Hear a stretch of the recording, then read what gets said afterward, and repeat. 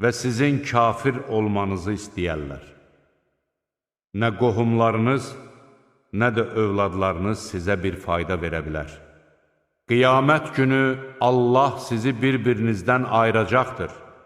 Allah nə etdiklərinizi görür. İbrahim və onunla birlikdə olanlarda sizin üçün gözəl bir nümunə vardır. Onlar öz qövmünə dedilər: Həqiqətən biz sizdən və sizin Allahdan başqa tapındığınız şeylərdən uzağıq. Biz sizi inkar edirik.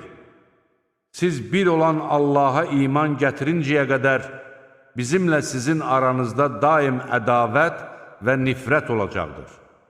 Yalnız İbrahimin öz atasına, mən sənin üçün mütləq bağışlanma diləyəcəyəm.